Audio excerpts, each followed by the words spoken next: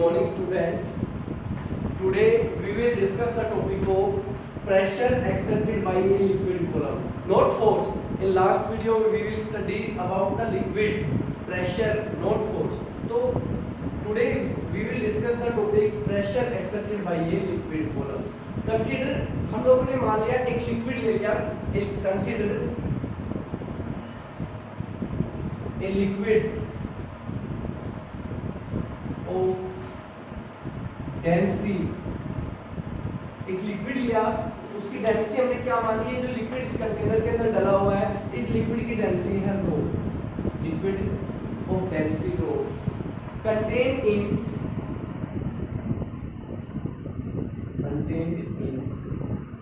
A cylindrical vessel, that is contained in a cylindrical vessel of area of cross section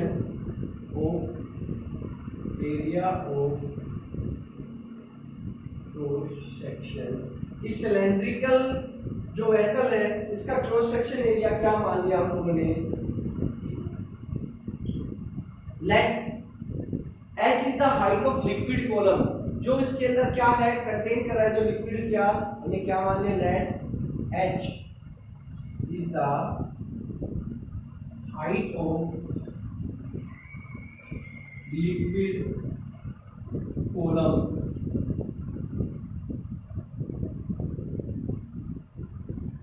and g is the acceleration due to gravity, g is the acceleration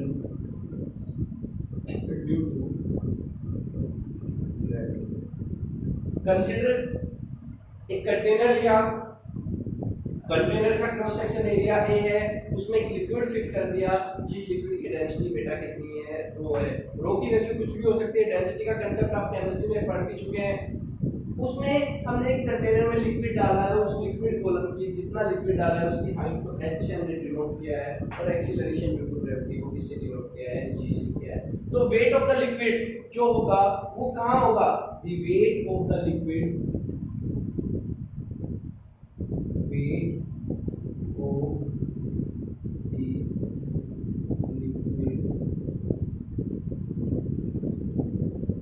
down, अगर weight की बात करें, weight जो होगा वो कहां होगा, will exert a downward thrust, weight of the liquid will exert a downward thrust. सबसे पहले बेटा हम थ्रस्ट निकालते हैं, जो डाउनवर्ड थ्रस्ट लगा उस लिक्विड के कारण वो थ्रस्ट कितना हो गया। अगर हम बात करें weight of the liquid in the vessel is equal to, अभी मैंने बताया डाउनवर्ड थ्रस्ट, तो वेट ऑफ द लिक्विड हम लोग निकालते हैं सबसे पहले, वेरी इंपॉर्टेंट डेरिवेशन। तो सबसे पहले क्या निकाले, wait of the liquid, wait of the liquid inside the vessel, weight of the liquid inside the vessel। अगर वेट निकाले, वेट का फॉर्मूला आप लोगों ने पढ़ा है, वेट किसके बराबर होता है, अगर वेट की बात की जाए तो वेट उसके किसके बराबर होता है, वेट जो फॉर्मूला पढ़ा हो, मास multiplied by gravity. Last topic acceleration वाला जिसमें मास और वेट के बारे में आता था, उसमें वेट का टॉपिक बताया गया होगा, weight is equal to mass multiplied by gravity. अगर हम वेट की बात करें, यहाँ पे वेट किसके इक्वल है, यहाँ पे देखो, wait of the liquid will exert a downward thrust. यहाँ जो वेट लग रहा है, वेट एक टाइप का आप लोगों के पास फोर्स है, बट वो डाउनवर्ड लग रहा है, डाउनवर्ड लग रहा है, जो वेट डाउनवर्ड लगे, जो फोर्स डाउनवर्ड लगे वो क्या बन जाता है, थ्रस्ट बन जाता है। इसका मतलब हम लोग यहाँ wait of the liquid inside the vessel जो निकाले, दैट इज इक्वल टू किसके बराबर है, थ्रस्ट। तो वेट यहाँ मास को ब्रेक कर देते हैं। देखो आप लोगों के पास अगर हम लोग एक फॉर्मूला पढ़े, मैं आपको एक फॉर्मूला यहाँ पे लिखता हूँ, हम लोगों ने डेंसिटी का फॉर्मूला पढ़ा है, density is equal to, chemistry में भी आता है topic, mass upon volume. Density का ये फॉर्मूला पढ़ा है हम लोगों ने, मास अपॉन वॉल्यूम। तो यहाँ से क्यों ना अगर मास को देखा जाए तो मास इज इक्वल टू किसके आ गया, mass is equal to density of the liquid और multiplied by volume of the liquid, जो भी लिक्विड का वॉल्यूम निकाले। तो बेटा हमने यहाँ मास को तोड़ देना है। अगर हम लोग वेट ऑफ द लिक्विड निकालते हैं तो मास को ब्रेक करें तो मास को किस में तोड़ देंगे, डेंसिटी के अंदर, लिक्विड की डेंसिटी, क्योंकि लिक्विड की डेंसिटी दी हुई है, कितनी दी हुई है, रो दी हुई है, मल्टीप्लाइड बाय वॉल्यूम, वॉल्यूम भी निकालेंगे हम लोग, और मल्टीप्लाइड बाय ग्रेविटी, बहुत अच्छे से समझना है इस टॉपिक को, इंपॉर्टेंट टॉपिक है, थोड़ा सा इसके अंदर जाके देखना है। क्योंकि मैंने क्या किया, वेट का फॉर्मूला होता है मास इनटू ग्रेविटी, मैंने मास को तोड़ के डेंसिटी इनटू वॉल्यूम में ले आया। अब देखो वॉल्यूम को भी तोड़ सकते हो, क्या तुम लोग वॉल्यूम को ये लिख सकते हो, वॉल्यूम इज इक्वल टू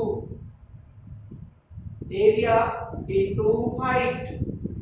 तो हमने आगे चल के इस वॉल्यूम का भी ब्रेकअप कर दिया, इस वॉल्यूम को भी ब्रेक करके डिवाइड कर दिया, और इस वॉल्यूम को ब्रेक करके हमने क्या बना दिया, density multiplied by area multiplied by height और मल्टीप्लाइड बाय ग्रेविटी। सब की वैल्यू ये एक किसके इक्वल आई है, सब चीजें किसके, वेट बोल दो या थ्रस्ट। तो हमारे पास जो थ्रस्ट आ गया, थ्रस्ट, डेंसिटी को किससे रिप्रेजेंट किया है, रो से, एरिया को किससे रिप्रेजेंट किया, ए से, हाइट को किससे रिप्रेजेंट किया, एच से, और ग्रेविटी को किससे रिप्रेजेंट किया। तो हमारे पास जो बेटा थ्रस्ट आ गया, वो थ्रस्ट की वैल्यू देखी जाए तो थ्रस्ट की वैल्यू कितनी आ गई, जिसको मैं अंडरलाइन कर रहा हूँ, ये थ्रस्ट की वैल्यू कितनी आ गई, ये थ्रस्ट की वैल्यू हमारे पास आ गई। अब हमने प्रेशर का फॉर्मूला पढ़ा है, क्योंकि मैं आप लोगों के पास यहाँ पे एक फॉर्मूला निकालना चाह रहा हूँ। Pressure accepted by liquid column का एक फॉर्मूला होता है, जिसके अंदर प्रेशर जो होता है वो किसके बराबर होता है, H रो G। इन फैक्टर्स के ऊपर प्रेशर डिपेंड करता है। तीन फैक्टर्स होते हैं, height of the liquid column पे, जो लिक्विड उसके अंदर फिल है उसकी डेंसिटी पे, और तीसरा फैक्टर होता है एक्सीलरेशन ड्यू टू ग्रेविटी। ये फॉर्मूला मैं इस डेरिवेशन को यूज करके बेटा आप लोगों के पास यहाँ पे ड्राइव करने वाला हूँ। तो ड्राइव करने में अब हमारे पास क्या आ गया, थ्रस्ट आ गया। थ्रस्ट के बाद हमने क्या पढ़ा है, प्रेशर का फॉर्मूला पढ़ा है। हमने फॉर्मूला पढ़ा है pressure is equal to thrust upon area. बेटा थ्रस्ट की वैल्यू अभी निकाली है, कितने निकाली है, वैल्यू पुट कर दो थ्रस्ट की। थ्रस्ट की वैल्यू निकाली थी रो ए एच और जी अपॉन एरिया को किससे रिप्रेजेंट करते हैं, ए से। एरिया से एरिया, ऊपर एरिया ए है, नीचे एरिया ए है, तो हमने एरिया से एरिया कैंसिल कर दिया और हमारे पास प्रेशर का एक फॉर्मूला यहाँ पे जनरेट हो गया, pressure is equal to h rho g. और बेटा ये फॉर्मूला बहुत इंपॉर्टेंट है, इस फॉर्मूले का यूज हम इस चैप्टर में न्यूमेरिकल्स को सिंप्लीफाई करने के अंदर यूज करेंगे। अब ये लिक्विड ने फोर्स ना लगा के इस कंटेनर के बॉटम पे क्या एक्सर्ट किया है, प्रेशर। और वो प्रेशर किस फॉर्मूले से निकाला जा सकता है, हाइट एच जो रिप्रेजेंट कर रहा है, एच यहाँ पे क्या है, height of liquid column, liquid of height column. Rho किसको रिप्रेजेंट कर रहा है, डेंसिटी, किसकी डेंसिटी, लिक्विड की डेंसिटी ऑफ लिक्विड। और तीसरा जी किसको रिप्रेजेंट कर रहा है, एक्सीलरेशन ड्यू टू ग्रेविटी। ये प्रेशर और पी जो है यहाँ पे, ये जो पी रिप्रेजेंट कर रहा है, ये पी वर्ड किसको रिप्रेजेंट कर रहा है, प्रेशर ऑफ लिक्विड कॉलम।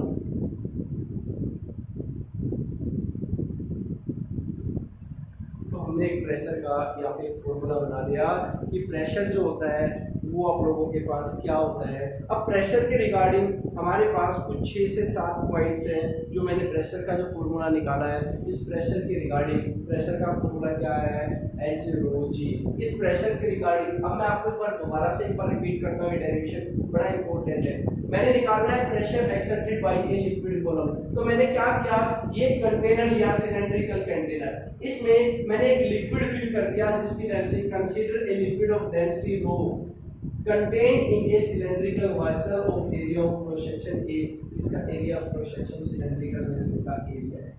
इसमें h हाइट तक इसके बॉटम से और ये h हाइट तक मैंने एक लिक्विड फिल कर दिया और g की क्या मान ली एक्सीलरेशन ड्यू टू ग्रेविटी। तो इस लिक्विड के कारण इसके बॉटम पे एक फोर्स अप्लाई होगा वेट के कारण, weight of the liquid, weight होगा लिक्विड का वो डाउन नीचे इस बॉटम पे लगेगा, weight of the liquid will exert a downward thrust, और वेट जो होगा यहाँ पे वो किसके इक्वल होगा डाउनवर्ड थ्रस्ट। तो वेट निकालने का फॉर्मूला निकाला, weight is equal to mass into gravity, mass को मैंने यहाँ से जोड़ दिया डेंसिटी के फॉर्मूले से, मास अपॉन वॉल्यूम, तो mass is equal to density into volume और डेंसिटी इनटू वॉल्यूम रख दिया मैंने, डेंसिटी रख दिया, ये वॉल्यूम रख दिया, ये ग्रेविटी रख दी। अब वॉल्यूम को फिर से तोड़ दिया, वॉल्यूम को एरिया इनटू हाइट के अंदर तोड़ के हमने थ्रस्ट की वैल्यू निकाल ली, थ्रस्ट इज इक्वल टू क्या हो गया रो ए एच जी, और एक प्रेशर के फॉर्मूले के अंदर अप्लाई कर दिया, प्रेशर का फॉर्मूला ऑलरेडी पढ़ा था, थ्रस्ट पर यूनिट एरिया, ये थ्रस्ट की वैल्यू थी, ये एरिया की वैल्यू थी, एरिया से एरिया कैंसिल हो गया, तो हमारे पास प्रेशर की वैल्यू आ गई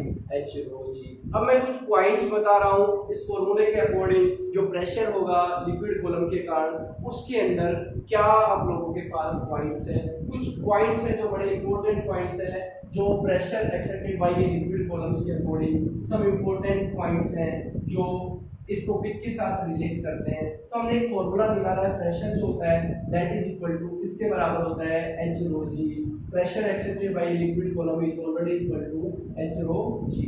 अब कुछ इंपॉर्टेंट पॉइंट्स, सबसे पहले the pressure, the liquid at rest the pressure exerted by a liquid at rest equally in all directions के अंदर और all points के ऊपर क्या होता है, the liquid at rest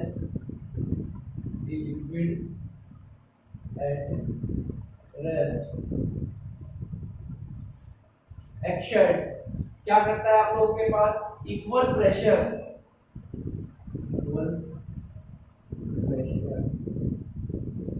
in all directions and all points, हर डायरेक्शन में और हर पॉइंट में रेस्ट के अंदर जो प्रेशर होता है वो क्या होता है। सेकेंड वन बताया लिक्विड एट रेस्ट, जो रेस्ट के अंदर लिक्विड होता है, देखो मैंने आपको बताया यहाँ फिजिक्स की जो ब्रांच है वो हाइड्रोस्टेटिक बात करते हैं, हाइड्रोस्टेटिक। अब प्रेशर की बात करें liquid at rest all points के ऊपर अगर हम बात करें एक लेवल पे pressure at all points in one level will be same। कभी सोचिए कि हम लोग अगर एक बात करें, मैं आपको इस चीज का मीनिंग समझाता हूँ, pressure at all points in one level will be same at rest. ये एक कंटेनर है, ये कंटेनर है, इसमें लिक्विड फिल है, यहाँ तक लिक्विड, तो एक लेवल ये लेवल तक चाहे कितने भी पॉइंट हो सब के ऊपर पॉइंट के ऊपर प्रेशर की बात की जाए वो क्या होती है, सेम होती है। तीसरा पॉइंट बड़ा इंपॉर्टेंट है, प्रेशर जो होता है that is very very very important, paper में इस पे क्वेश्चन आ सकता है। प्रेशर इज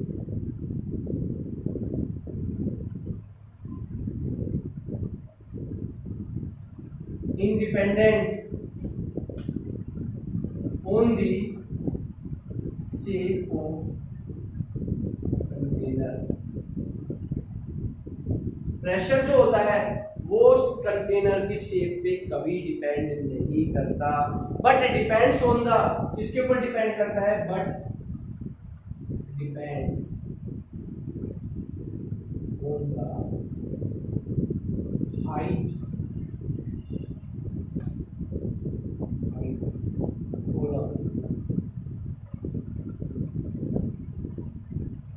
फॉर एग्जाम्पल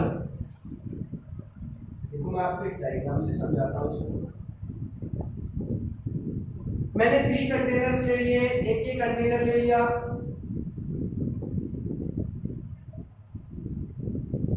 दूसरे वाला बेटा मैंने ये कंटेनर ले लिया और तीसरे वाला जो कंटेनर लिया मैंने,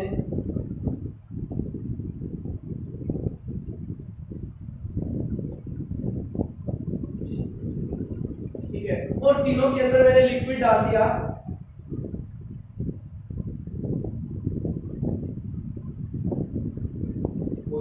सेम लिक्विड फिल कर दिया।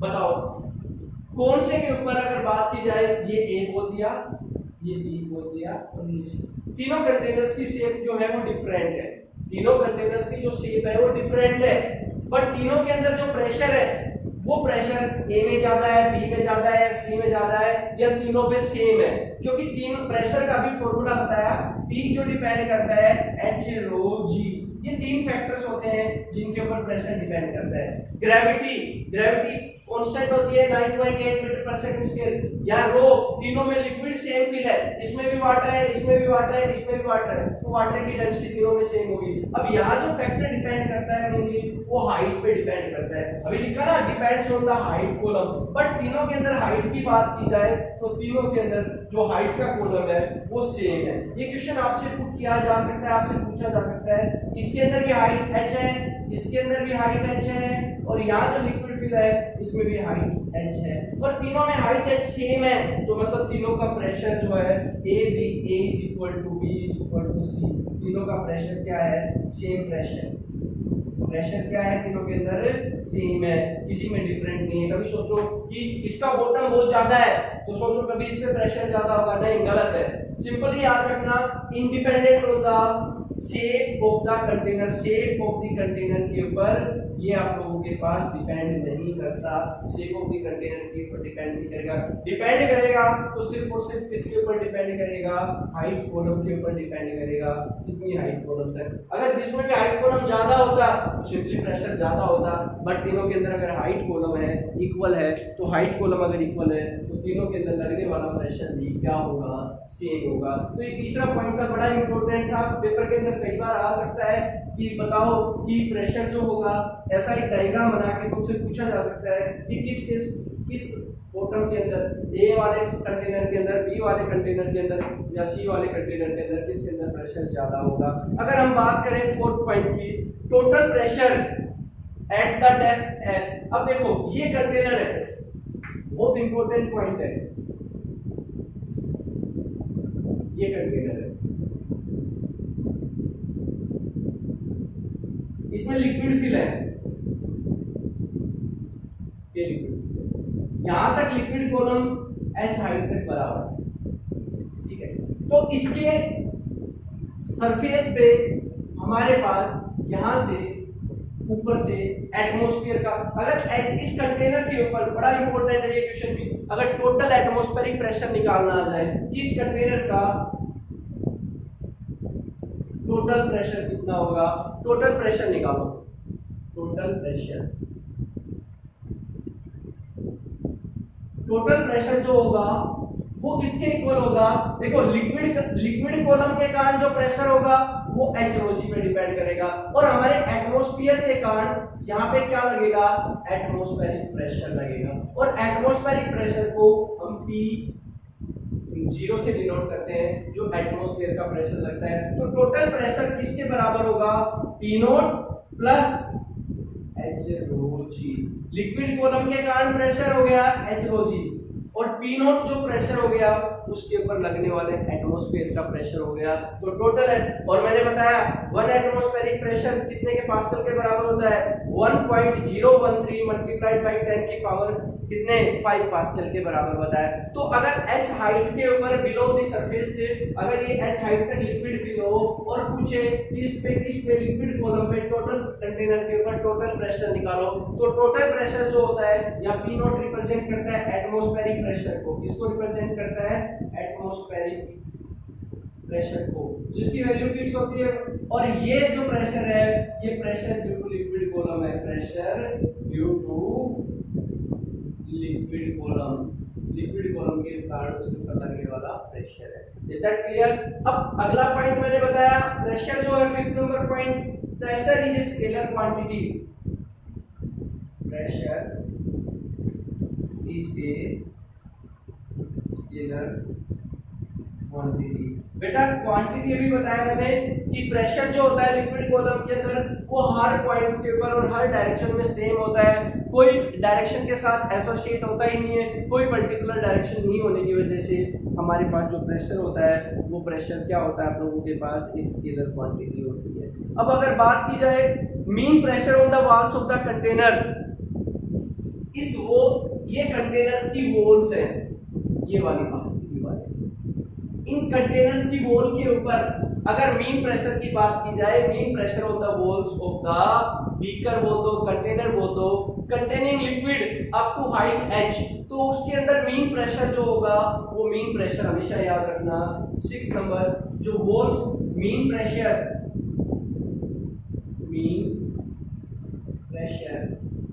On the walls of the container up to height liquid h, वो जो मीन प्रेशर होता है हाइट के कारण वो हमेशा याद रखना किसके इक्वल होता है, h rho g upon 2। h rho, h क्या है height of the liquid column, rho क्या है डेंसिटी ऑफ द लिक्विड, और g क्या है एक्सीलरेशन ड्यू टू ग्रेविटी। जो मीन प्रेशर आता है वो याद रखना वॉल्स के ऊपर वो किसके इक्वल होता है, h rho g by 2। Mean pressure on the walls of the container beaker containing liquid up to height h, thrust exerted by a liquid on the walls of the vessel in contact with liquid normal to the surface of vessel। ये मैंने 6 points बताए हैं जो pressure के regarding बताया। एक बार repeat करता हूँ 6 पॉइंट्स को, बहुत इंपॉर्टेंट है। आप अपनी normal class as well as NTSC class इनसे क्वेश्चन पूछा जाता है। आप अगर एनटीएससी के क्वेश्चंस को उठाते हो तो आपके पास फर्स्ट 5 क्वेश्चंस में ये क्वेश्चन आ लेते हैं और ये वाला क्वेश्चन भी उनके अंदर आ जाता है। तो बच्चों यहाँ क्या लिखा हुआ है, सबसे पहला पॉइंट प्रेशर के रिगार्डिंग बताया है, the liquid at rest action pressure equal pressure in all direction and all points. इस कहीं भी अगर बात करें कंटेनर के अंदर जिसमें भी लिक्विड भरा है तो किसी भी पॉइंट के ऊपर और किसी भी डायरेक्शन के अंदर प्रेशर को मेजरमेंट किया जाए तो वो सेम होता है। Pressure at all points in one level inside the liquid will be same. एक पॉइंट पे एक लेवल के ऊपर चाहे 15 पॉइंट हो चाहे 20 पॉइंट हो, सब पे लगने वाला प्रेशर क्या होगा, सेम होगा। Pressure is independent of the shape of the container, shape के ऊपर कभी डिपेंड नहीं करता है, डिपेंड करता है वो हाइट के ऊपर डिपेंड करता है। वो मैंने आपको एग्जांपल बताया, शेप अलग-अलग है बट सबके अंदर, और लिक्विड भी सबके अंदर सेम है बट हाइट भी तीनों के अंदर क्या है, सेम है। तो प्रेशर लगने वाला तीनों पे क्या होगा, सेम। क्यों? क्योंकि प्रेशर 3 फैक्टर्स के ऊपर डिपेंड करता है, h रो g तीनों के अंदर सेम है, डेंसिटी लिक्विड तीनों के अंदर सेम है, हाइट भी तीनों के अंदर सेम है। तो लगने वाला प्रेशर a के अंदर भी, b के अंदर भी, c के अंदर भी, तीनों के अंदर जो प्रेशर होगा, pressure in a, pressure in b और प्रेशर इन c, तीनों के अंदर क्या होगा, इक्वल होगा। चौथा पॉइंट बताया, टोटल प्रेशर जो होता है उस कंटेनर के ऊपर वो हमेशा किसके बराबर होता है, atmospheric pressure plus pressure due to liquid volume के सम के इक्वल।